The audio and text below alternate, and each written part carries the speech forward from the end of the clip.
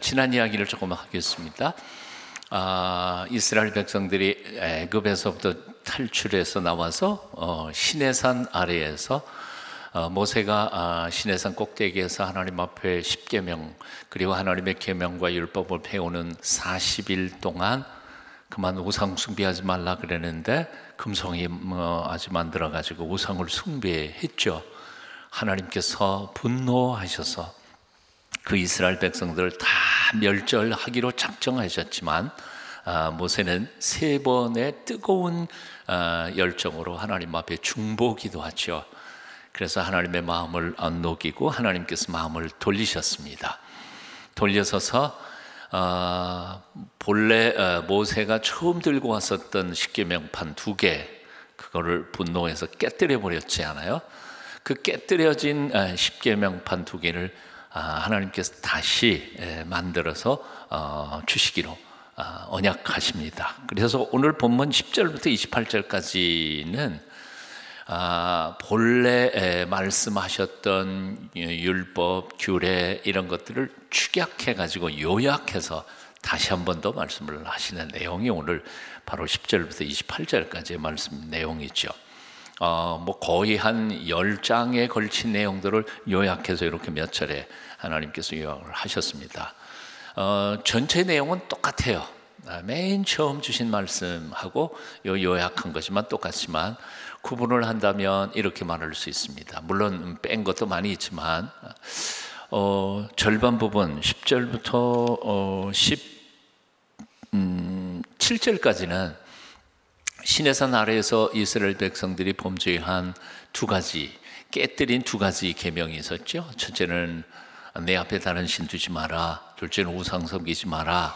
그런데 그 2가지를 그냥 완전히 했기 때문에 그래서 강조점은 10절부터 17절까지 우상 숭배하지 마라 이게 강조하는 거고요.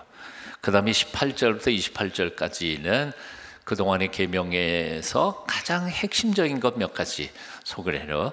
첫째는 안식일 거룩히 지켜라. 그리고 세 절기 1년에 꼭 지켜야 할 절기 3가지를 요약해서 1년에 유대인 남자들은 예루살렘 성전에 1년에 꼭 3번은 내 앞에 나와라. 예배를 꼭 드려라 하는 메시지가 오늘 본문의 내용입니다. 근데 그 내용을 조금 요약해가지고 오늘 여러분하고 함께 요약해서 오늘 본문이 우리에게 주시는 메시지가 무엇인지 소개해 드리려고 합니다. 그 첫 번째는 바로 이런 거예요. 회개라고 하는 게 뭘까 하는 거예요. 회개라는 건 하나님께서는 이스라엘 백성들의 모든 허물과 죄를 용서해 주셨어요.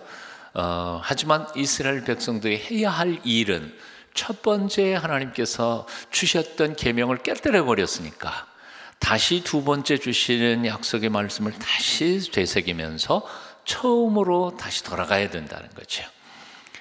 회개란 마음을 바꾸는 거예요. 바꾸는데 어떻게 바꾸느냐 하면 최초에 하나님이 주셨던 그 말씀, 그러나 우리가 지키지 못했던 그 말씀으로 다시 돌아가서 그 말씀을 지키고자 결심하는 게 회개라는 거죠. 한번 따라해 보실래요? 회개는 처음으로 다시 돌아가는 것이다. 복잡하지 않아요. 아주 간단합니다. 예전에 어느 탐험가가 글을 써는 걸 보니까 그래요. 남극이나 북극 같은데 겨울에 가면요, 뭐 코앞에 있는 것도 안 보인다고 그러잖아요. 눈보라가 막 몰아치면. 그럴 때 코앞에 바로 1m 앞에 자기 텐트가 있는 데에도 그걸 찾지 못하니까요. 근데 길을 잃어버리면 어떻게 하느냐? 길을 잃어버리면 어떻게 하느냐?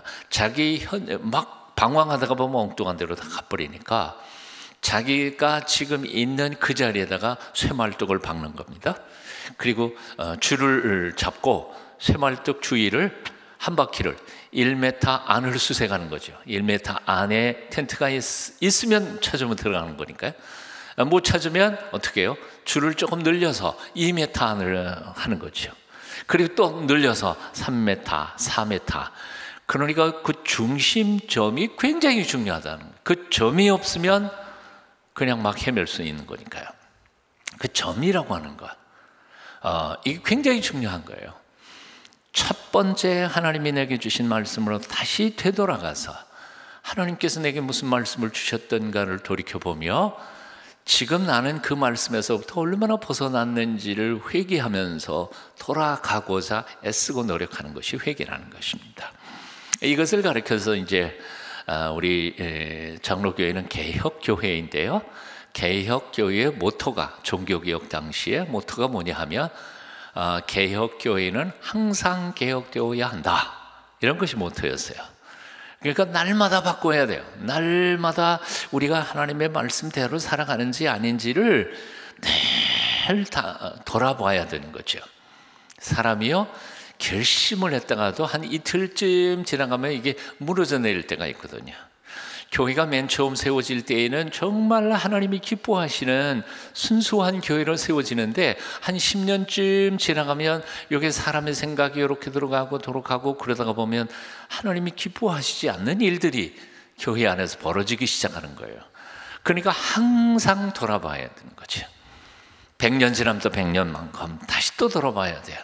우리가 하나님 말씀을 벗어나서 엉뚱한 데로 가고 있는 건 아닐까. 그래서 장로교회는 개혁교회 소속인데 개혁된 교회는 항상 개혁해야 된다. 항상 들어보고 바꿔야 돼요. 그런데 그 개혁이라는 건 뭐예요? 새로운 거 만들어가는 게 아니에요. 옛날 본질로 다시 돌아가서 본질에서부터 얼마나 벗어났는지를 우리가 돌아보면서 다시 그 본질로 돌아가는 거예요.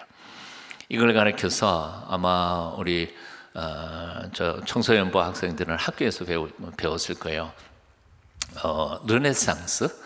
르네상스의 대가였던 에라스무스라고 하는 사람이, 에라스무스라고 하는 인문학자가 아드 폰테스라는 말을 썼어요. 아드 폰테스 말을 썼는데, 아드라는 말은 라틴어로 투라는 뜻이고요. 폰트는 파운틴 해서 샘물, 샘터 그런 뜻이에요. 본래 물 근원으로 다시 돌아가는 거. 이게 에라스무스가 얘기했던 그 물 근원으로 다시 돌아가기라는 표현을 시작해서 그게 종교 개혁자들이 그것을 받아서 개혁교회는 항상 개혁되어야 된다 하는 표와 생각들을 가져온 거죠. 그런데 이 아드 폰테스라는 말은 에라스무스가 어디에서부터 나온 말이냐? 시편 42편 1절 여호와여 사슴이 시냇물을 찾기에 갈급함 같이 내 영혼이 주를 찾기에 갈급하니이다. 거기에서 시냇물 얘기할 때 그 시냇물을 폰테스라고 번역한 거예요. 시냇물을 찾는다 할 때 폰테스라고 번역했어요. 그러니까 사실 종교개혁의 뿌리, 원천은 에라스무스의 아드 폰테스고요. 이 에라스무스의 아드 폰테스는 구약성경 시편을 번역하면서 지금 이렇게 중세교회가 왜 이렇게 망해버렸나? 말씀으로 제대로 안 들어갔으니까. 그러니까 내 영혼이 하나님을 찾기에 갈망한 것은 마치 시냇물이 목말라가지고 시냇물이 목마를 순 없지. 사슴이 시냇물을 목말라서 찾는 것처럼 그렇게 내 영혼이 하나님을 찾아야 되는데 그 찾음을 표현했던 말에서부터 나온 거죠. 그래요. 회개라고 하는 것은 다시 들어봐요. 회개란 건 뭘까? 내가 정말 목마른 사슴이 시냇물을 찾는 것처럼 샘물 찾는 것처럼 내가 하나님, 내 영혼이 하나님을 이렇게 찾고 있는가? 내가 맨 처음 예수 믿을 때에 하나님께 받은 그 첫사랑을 아직도 기억하면서 살고 있는가? 나는 처음 하나님 앞에 헌신할 때 예수님 나 사랑해요 그리고 결단하고 헌신했던 그 사랑을 아직도 지금 마음속에 간직하고 있는가? 이 마음을 회복하는 게 바로 회개라는 것이죠. 하나님 여호와께서 이스라엘 백성들을 심판에서 없애려고 그러시다가 모세의 중보 기도를 통해서 용서한다, 용서하고 끝나는 게 아니에요. 다시 재교육하는 거죠. 옛날의 말씀을 다시 가르치고 본래의 자리로 돌아오게 한 역사가 오늘 본문의 말씀이니까요. 제가 신학교를 졸업하면서 저희 3년 동안 신학교에서 정말 스승처럼 정말 하나님의 말씀을 잘 가르쳐 주셨던 평생 잊지 못할 선생님, 교수님 한 분 계세요. 아직도 그림은 호주에서 박사학위를 받고 장신대에 오실 때 제가 1학년 들어갈 때 그분도 같이 오셔서 교수로 시작하셨죠. 근데 3년 동안 우리와 함께 가르쳐 주시고 다음 해에 너무 과로하셔서 세상을 떠나셨어요. 좀 너무 아까운 분이에요. 그분은 정말 아주 보수적인 교단이나 아주 진보적인 교단이나 통틀어서 한국의 최고의 조직신학자라고 존경받는 귀한 분이신데, 그만 책 한 권, 그 책도 평소에 필기해 놨던 거를 우리 친구들이 돈을 내 가지고 책을 한 권, 사후에 돌아가신 후에 책을 한 권 냈습니다. 이제 그분을 우리가 졸업식 전날 며칠 전에 모셔놓고 우리가 신학교 졸업하면 교회에 나갈 텐데 우리가 한평생 어떤 마음과 자세로 교회를 섬겨야 할까요? 가르쳐 주십시오 했을 때 그날 밤에 7가지 말씀을 하셨어요. 가상실현처럼. 제가 그때 또 요즘도 그렇지만 사실 제가 범생 아니에요? 필기를 잘했거든. 다들 듣는데 했지만 저는 그거를 독서 카드에다가 7마디를 다 적어가지고 메모를 했습니다. 그 중에 3번째 것이 아직도 오늘 여러분들하고 나누고 싶은 얘기예요.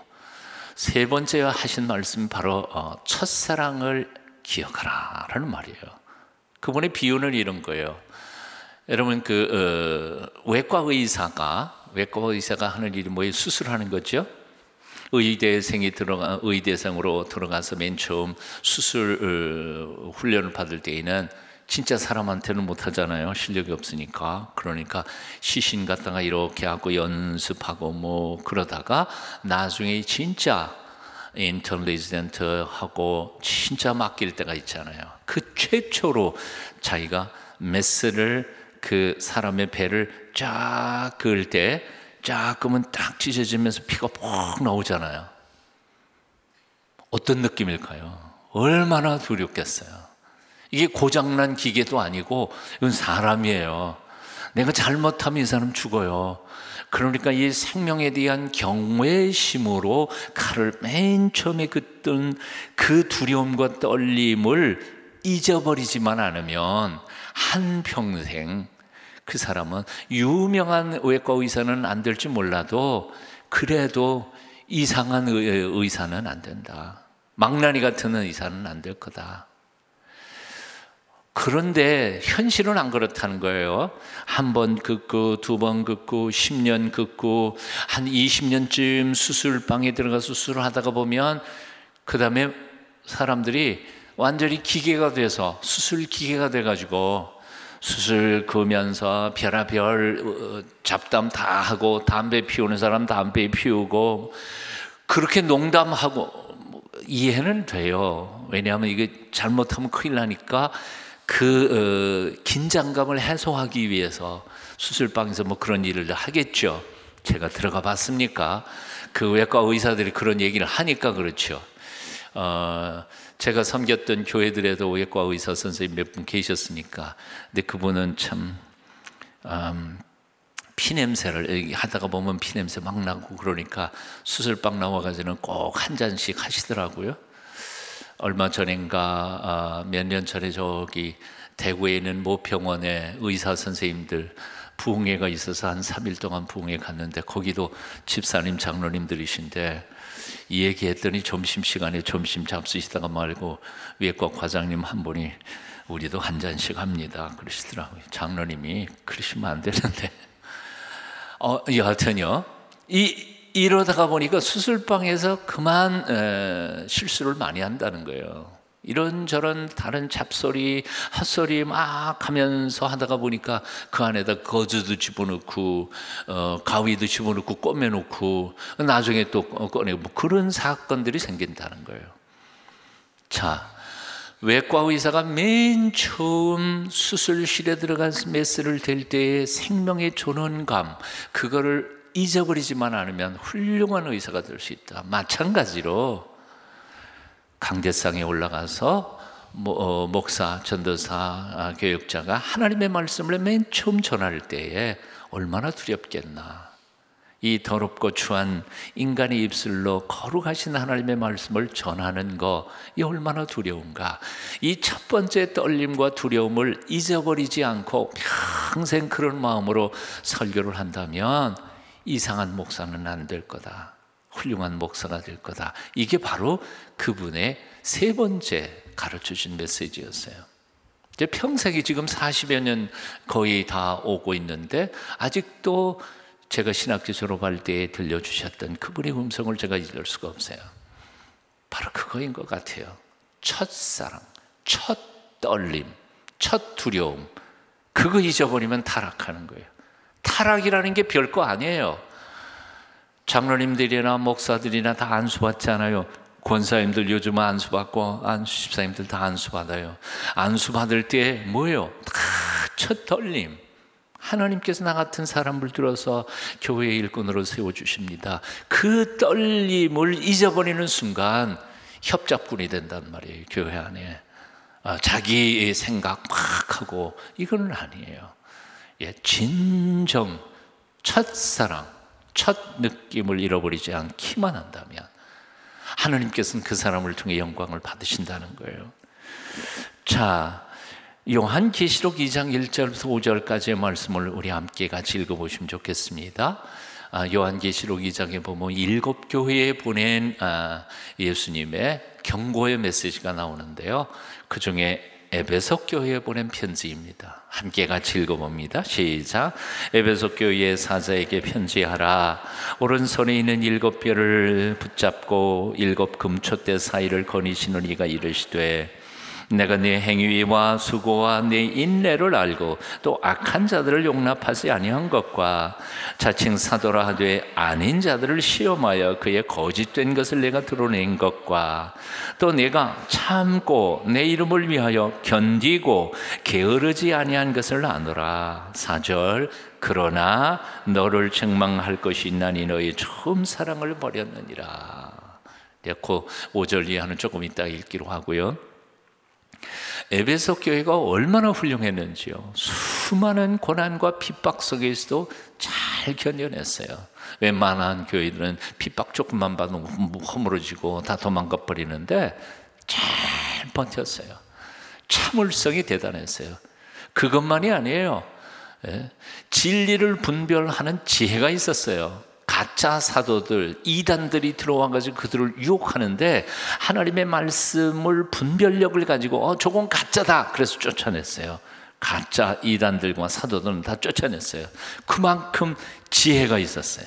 말씀의 능력이 있었어요.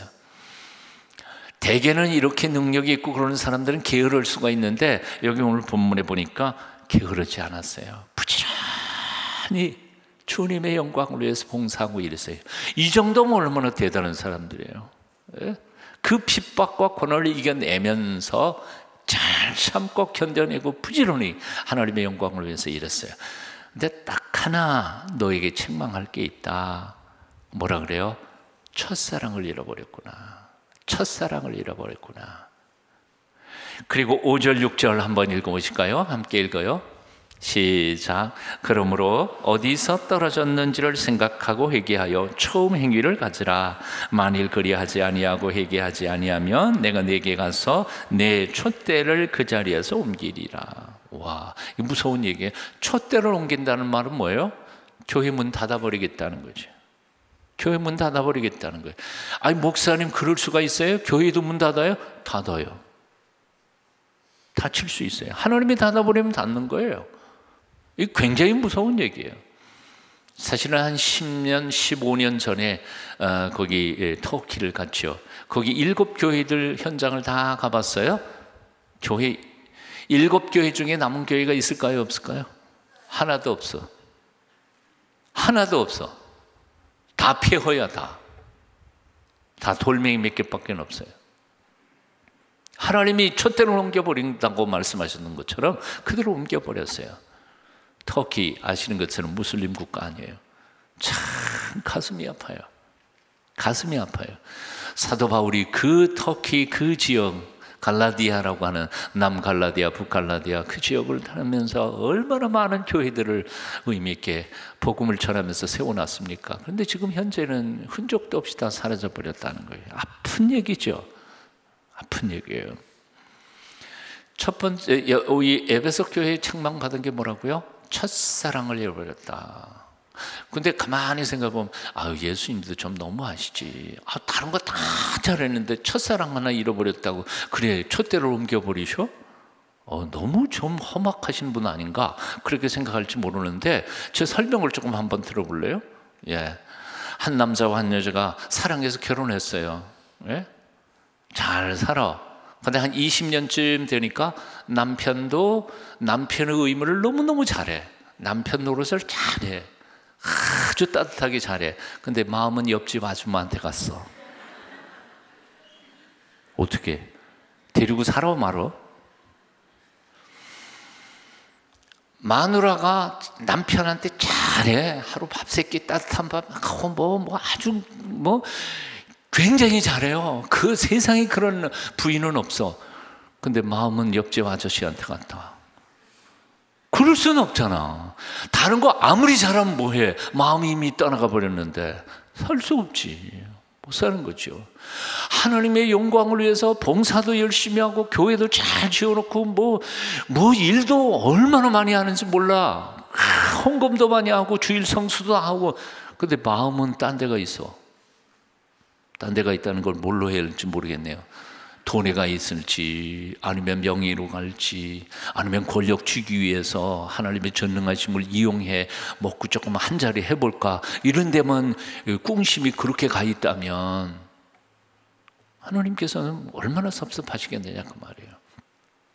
이사야 1장에 보면 배신당한 여호와 하나님이 자기 백성들에게 대해 너무 가슴이 아파서 하늘이여 들으라 땅이여 내 말을 들으라. 내가 내 자식을 낳았고 키웠는데 그 자식놈들이 나를 몰라. 짐승도 자기가 키운 주인은 아는데 내 백성은 나를 몰라. 근데 진짜 모르는 걸까요? 그 이사야 1장을 쭉 읽어가다 보면 중간 부분에 유대 백성들, 이스라엘 백성들이요 계속해서 절기도 다 지켜요. 예물도 다 드려요. 근데 마음은 딴 데가 있다는 거예요. 그래서 하나님께서 뭐라고 말씀하시는 줄 아세요? 야, 너희가 나한테 가져오는 그 양의 피, 예물, 나 그거 질렸어. 이제 가져오지 말어. 너희가 헛되이 성전 마당만 밟을 뿐이니라. 나는 너희의 절기 예배 싫어. 왜냐하면 너희 마음은 딴 데가 있으니까. 가슴 아픈 거죠. 오늘 저는 여러분들에게 이렇게 묻고 싶습니다. 여러분, 친구 사이 좋아요? 네? 청소년들 사이 좋아요? 네. 선생님하고 학생들하고 사이 좋아요? 네. 좋겠지. 밤낮 옆구리 찔러가지고 떡볶이 사내라 그러고 선생님들은 무슨 죄가 있어? 너희들도 가끔 용돈 생기면 선생님 좀 사줘. 용돈이 있을 리가 없겠지만 여러분 부부 사이 좋습니까? 어떠세요? 형제지간은 어때요? 근데 이 사이 좋다는 게 굉장히 중요한 것 같아요. 오늘 이 저녁에 묻고 싶은 거는 하나님하고 여러분 사이는 어떠세요? 네? 하나님하고 사이는 요즘 좀 거리가 멀어진 거 아니에요? 기도하기만 하면 주님이 내 앞에 와 계시고 항상 내게 위로 주시고 힘 주시던 그 가까웠던 사이가 요즘은 맹맹해가지고 기도하는 것도 잊어버리고 큐티하는 것도 잊어버린 지 오래된 건 아닐까요? 첫사랑을 회복하라는 거예요. 다시 시작해보세요. 처음부터 다시 시작해보라는 거예요. 아까 우리가 계시록에 있는 말씀처럼 그러므로 어디서 떨어졌는지 깊이 생각하고 회개하여 처음의 행위를 다시 회복하라. 회복하시기를 축원합니다. 회복한다는 것은 이제 기본으로 다시 돌아간다는 것인데요. 바로 오늘 본문의 후반부에 나오는 얘기예요. 하나님께서 우리에게 요구하시는 것은 베이직을 원해요. 기본을 원하는 거지 뭐 대단한 위대한 업적을 우리에게 요구하거나 그러시지 않으세요. 야, 너 나 사랑하냐? 그러면 100억 헌금해라. 그러시는 하나님 아니라고요. 예. 내가 능력도 없는데 하나님께서 나보고 시간을 몇 시간 투자해가지고 뭐 봉사하고 그런 거 아니에요. 기본을 내가 하나님을 사랑하는 사랑의 기본적인 거 몇 가지를 하나님이 강조하세요. 그 기본이 뭐냐 하면 오늘 본문에 나왔던 아까 조금 전에 소개했죠. 안식일을 거룩히 지는 거. 이건 내 날이야. 나하고 사귀자. 나 잊어먹고 살지 말고 이날만큼 너 나하고 같이 지낼래? 이게 안식일, 거룩한 주일 성수에 대한 이야기입니다. 이건 뭐 율법으로 지키는 게 아니에요. 정말 주님을 사랑한다면, 정말 좋아하는 친구라면 만나는 거 좋아해야 되는 거 아니에요? 주님 만나는 거 좋아해야죠. 주님 만나는 게 싫어요.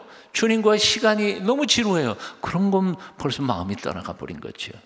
그러니까 주일 성수라는 것도 사실은 그 시간 자체이기보다는 하나님하고 만나는 밀도 있는 시간들을 예수님께서 우리에게 요구하시는 거예요. 여기 1년에 세 절기의 의미가 있어요. 첫 번째는 무교절을 지켜라. 오늘 본문에 나와요. 다 읽지는 않습니다. 무교절을 지켜라. 그런데 무교절이라는 게 뭐죠? 이스트 넣고 부풀리지 않은 빵. 그러니까 밀가루 떡이에요. 밀가루 떡은 맛이 없어요. 난도 맛있기는 하지만 그래도 이렇게 탁 해가지고 이게 부풀려가지고 빵 만든 게 그게 맛있죠. 근데 왜 이스라엘 백성들이 그렇게 부풀려서 빵을 만들어 먹을 수 없었을까? 이유는 간단하죠. 6월절 밤에 그걸 부풀릴 수 있는 시간이 없었으니까요. 그러니까 밀가루 물에 해가지고 번데기 해갖고 그냥 고서 먹고 빨리 짐 싸가지고 애굽에서 탈출해야 되니까. 그러니까 무교병을 먹는 절기가 6월절인 거예요. 6월절, 무교절 다 같은 내용이에요. 날짜하고 복잡하지만. 그래서 무교절을 지킨다는 것 혹은 6월절을 지킨다는 것은 쉽게 말하면 내가 죽어야 되는데 어린 양 피 흘려서 문간에다 칠해놓고 죽음의 사신이 갈 때 넘어서 지나갔어요. 그러니까 구원받음에 대하여 하나님께서 나 같은 사람 죽어마땅한 사람을 구원해 주심에 대하여 어린 양 예수의 피로 말미암아 내가 영생하는 하나님의 거룩한 딸이 된 것에 대하여 감사하는 절기가 바로 무교절인 거예요. 그리고 유교절인 거예요. 그러니까 신앙의 기본이 뭐예요? 구원에 대한 감사와 감격이 없으면 기본이 없는 거죠. 옛날처럼 우리 유대인들처럼 무교절 지키고 6월절 지키라는 얘기가 아니에요. 거기에 있는 영적 의미를 가지고 살아야 돼요. 하나님 앞에 예배할 때 나를 구원해 주시는 하나님에 대하여 감격하면서 감사의 찬송을 들려드리는 거예요. 특별히 6월절과 무교절에는 해야 할 일이 있어요. 초태생을 드리는 게 있어요. 초태생, 처음 난 새끼를 하나님 앞에 바치는 거예요. 거기에도 의미가 있어요. 무슨 의미가 있냐면 초태생은 누구 거? 하나님 거라 그랬거든요. 근데 사실은 그 초태생의 의미가 뭐예요? 내가 바로 하나님 거예요. 여러분 이게 누구 거예요? 내 거예요? 내 인생은 나의 것. 그리고 누가 여행가 불렀지만 사실은 내 인생 내 거 아니에요. 왜냐하면 내가 마음대로 내가 왔고 마음대로 갈 수 있는 게 아니거든요. 하나님이 나를 이 세상에 보내셨고 내가 가기 싫어도 어느 날 하나님이 가자 그러면 우린 가야 돼. 이게 내 인생이에요. 하나님이 허락해 주신 시간만큼만 우리는 이 땅 위에서 살아가는 거예요. 하나님께 부여받은 삶이에요. 내 거 아니에요. 그러니까 내 것 아닌 것을 하나님 앞에 고백하는 마음으로 드리는 게 초태생을 드리는 거죠. 이거 무교절, 유교절 지키는 것과 초태생을 지는 것은 구원에 대한 감격과 감사로 하나님 앞에 나를 헌신하는 절기가 6월절입니다. 이게 신앙의 기본이에요. 두 번째 절기는 초실절이라고 하는 거죠. 1년 중에서 제일 먼저 곡식을 보리나 밀이라고 그러죠. 보리인데 그것을 하나님 앞에 드리면서 우리의 육적인 양식을 주신 하나님께 감사의 예배를 드리는 게 바로 맥추절이라고도 하고 77절이라고도. 왜 77절이라고 했을까요? 6월절부터 계산해서 77이 49, 그리고 그 다음 날이 50일 되는 애예요. 그래서 77이 49에서 77절이고 다음 날이 50일, 그래서 열흘을 순이라고 하기 때문에 5개의 열흘이니까 오순절이 되는 거지. 그래서 77절, 오순절, 그날이 성령 강림절, 그 절기가 또 우리에게는 아주 소중한 절기예요. 왜요? 하나님께서 내게 육체적인 양식, 육신의 양식을 주신 것에 대하여 감사하는 절기가 맥추절이고 초실절입니다. 그런데 그날 성령께서 우리에게 강림하셔서 우리와 함께 사시기로 작정하신 거예요. 그 다음에는 성령님은 나를 떠나지 않으시니까요. 그래서 임마누엘이라고 하는 의미가 바로 사실은 성령님이 오심으로부터 작동하기 시작한 거예요. 그래서 초실절 맥추절은 수직적으로 하나님하고 나하고 하나 되어 함께 더불어 살아가는 것을 기억하면서 성령 충만함을 구하면서 하나님하고 나하고 하나 되는 감격으로 살아가기를 결단하는 날이 바로 초실절입니다. 그 다음에 장막절, 초막절이라고 하는 것은 맨 끝에 1년 동안의 농사를 다 지어놓고 다 가을 거지를 한 다음에 1년 농사 다 지어주신 것에 대해서 감사합니다. 추수감사절이 바로 장막절이죠. 근데 그때에는 어떻게 하느냐면 성경 한 군데만 제가 읽고 말씀을 정리했는데요. 신명기 16장 13절부터 15절까지 한번 같이 읽어봅니다. 같이 읽어봐요. 시작. 너희 타작마당과 포도주 틀에 소출을 거두어 드린 후에 이래 동안 초막절을 지킬 것이요. 초막절, 장막절 다 똑같은 얘기예요. 그 다음 절기를 지킬 때에는 너와 내 자녀와 노비와 내 성중에 거주하는 레위인과 객과 과와 과부가 함께 즐거워하되 내 하나님 여호와께서 택하신 곳에서 너는 이래 동안 내 하나님 여호와 앞에서 절기를 지키고 내 하나님 여호와께서 내 모든 소출과 내 손으로 행한 모든 일에 복 주실 것이니 너는 온전히 즐거워할지니라. 그러니까 장막절, 초막절 이때에는 나 혼자 즐기는 게 아니에요. 온 가족, 심지어는 가족이 없는 고아 과부까지 소외된 모든 사람들, 동네 사람들 다 모아가지고 하나님 앞에서 그 수확의 기쁨과 감격을 함께 나누면서 축제하면서 노는, 즐거워하는 절기가 바로 장막절이에요. 추수감사절은 추수감사한 거 하나만 하고 끝나는 게 아니에요. 아까 초실절에서는 누가 오신다고요? 성령님이 오셔서 성령님하고 나하고 1대1이 되고 하나가 되는 것을 경험하면서 성령의 충만을 간구하는 수직적 절기라고 한다면, 장막절은 주변 수평적으로 모든 사람, 하나님의 백성들이 다 함께 즐거워하는 절기가 장막절이라는 거죠. 자, 이제 말씀을 줄여요. 이 세 가지는 우리 기독교인에게, 유대인들에게도 기본이었지만 기독교인들에게 신앙의 가장 기본을 소개하고 있는 겁니다. 요거를 지켜야 된다는 거. 뭐예요? 나를 구원해 주시는 하나님의 구원의 은혜에 감사해야 돼요. 그리고 그 감사할 뿐만 아니라 내가 하나님의 것임을 고백하면서 헌신하는 거예요. 77절 혹은 오순절 때에는 첫 육신의 양식을 주시는 하나님께 또 감사하며, 앞에도 감사였죠. 감사하며 그날 오시는 성령님의 충만함을 받아 영적 성령의 열매를 풍성히 맺기를 갈망하면서 임마누엘 하나님하고 동행하는 첫 출발, 기쁨과 감사, 똑같은 감사와 헌신이에요. 마지막 장막절은 뭐예요? 하나님께서 1년 동안 베풀어 주신 모든 은혜에 감사하면서 수확을 이웃들과 함께 나누면서 하나님이 주신 모든 인생에 대해서 감사하며 나누는 절기, 함께 즐거워하는 절기. 이 절기의 공통점은 뭐예요? 금방 내가 설명했는데 감사해요. 감사. 구원해 주심에 감사, 내 육신의 양식을 주심에 감사, 성령께서 오셔서 나의 영적 열매들을 맺게 해주심도 감사, 하나님께서 내 인생에 베풀어 주시는 모든 축복에 대한 감사, 그리고 함께 나누는 즐거움과 감격에 대한 감사. 사실은 그래서 예수 믿는 사람들은요, 일이 되든 안 되든 간에 얼굴이 좀 펴야 돼요. 감사하면서 살아야 돼요. 장미꽃 가시도 감사한다 그랬으니까요. 얼굴 좀 펴요.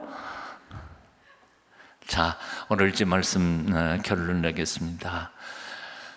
여러분, 하나님하고의 관계, 예수님과의 관계가 혹 소원해졌었다면 다시 그 관계를 회복하실 수 있기를 바랍니다. 뭔가 다시 시작한다는 것은 쉬운 일은 아닙니다.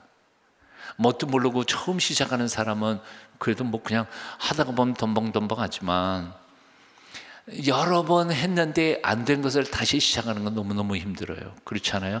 다이어트 해봤죠? 지금도 하는 중이죠? 이게 안 되는 거예요. 뭐 여기는 그럴 사람도 없겠지만 담배를 끊는다, 술을 끊는다든지 뭐 이런 것들이 다 어렵잖아요. 그러나 다시 시작하는 게 어렵다고 해서 포기할 거예요? 그럴 수는 없어요. 왜요? 왜 포기 못해요? 이게 내 인생이니까. 이게 남의 거라면 그냥 나 포기하고 내버릴 수 있지만 이게 내 인생이에요. 아까는 내 인생 아니라며. 그래도 하나님이 주신 만큼은 내 인생이니까 그거예요. 그러니까 내가 포기할 수는 없어요. 만일 생각해 보세요. 우리가 존경하는 수많은 사람들, 유명했던 사람들이 자기들 조금 어렵다고 포기해버렸으면 그렇게 유명해졌을 것 같아요? 그렇게 될 사람 없었을 거예요. 저도 별 볼 일 없는 사람이지만 저도 지난 세월 동안 이제 한 3년만 되면 70이네. 너무 늙었어요 이제. 근데 이렇게 60몇 년 동안 사는 동안에 저도 죽고 싶은 순간이 있었을까요? 없었을까요? 그럼 포기했으면 나도 이 자리는 없었을 것 같아요. 그러니까 포기하지 마세요. 다시 시작해봐요. 다시 시작해봐요. 하나님은 전능하신 분이고 우리를 사랑하시는 분이세요. 내가 다시 시작해서 하나님 말씀대로 살아보려고 애쓰고 몸부림칠 때 하나님이 도와주실 줄로 믿어요. 우리 찬송 한 장 불렀으면 좋겠습니다. 전능하신 나이죠. 하나님은 나 못 부르니까 빨리 같이 따라 불러. 마이크 늙으니까 박자를 못 지키겠어.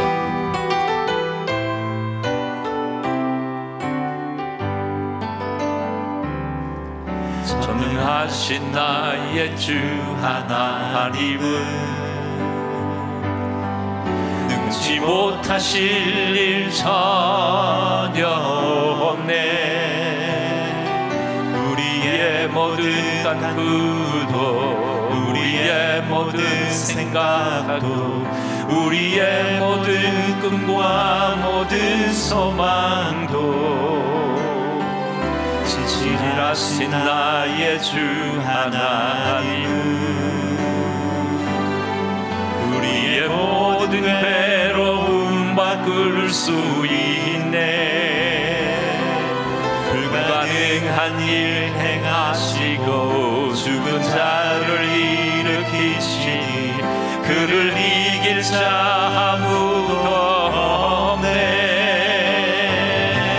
주의 말씀 의지하여 깊은 곳에 금을 던져 오늘 그가 놀라운 일을 이루시는 것 보라. 주의 말씀 의지하여 믿음으로 금을 던져 믿는 자에게 능치 못하오네. 계속 부르고 싶지만 시간이 없어서 우리 잠깐 기도하십시다. 기도하겠습니다. 주님 사랑합니다. 하지만 요즘 우리의 삶을 돌아보며 첫사랑을 잃어버렸다, 주님을 향한 사랑을 식어버렸다, 그렇게 느낄 때가 참 많습니다. 용서하여 주시옵소서. 우리의 입술의 기도가 회복되게 도와주시옵소서. 주님을 향한 눈물이 있게 하여 주시옵소서. 이 나라 이 민족을 위하여 그리고 사랑하는 사람들을 위하여 엎드려 기도할 때 가슴에 사랑을 회복시켜 주시옵소서. 동순교회가 하나님의 기뻐하시는 교회 되기를 소원합니다. 사랑하는 주님, 오늘도 청소년부 귀한 아들, 딸들 함께 예배하게 해주심 감사합니다. 저들의 앞날을 주께서 두 손들어 복주시어서 저들을 통하여 큰 영광 받으시옵소서. 유명한 정치가가 이 중에 나오게 하시고 신실한 사업가가 나오게 하시고 외교관이 나오게 하시고 좋은 과학자와 나오게 하시고 좋은 의사 선생님들이 나오게 하여 주시고 좋은 선교사님과 목사님들, 신실한 하나님의 거룩한 일꾼들이 나오게 하여 주시옵소서. 저들을 통하여 하나님 영광 받으시옵소서. 이 밤에도 주 앞에 엎드려 간구하고 부르짖는 주의 백성들의 기도에 귀를 기울여 응답하여 주시고 기적을 행하시옵소서. 예수님의 이름으로 간절히 기도하옵나이다. 아멘.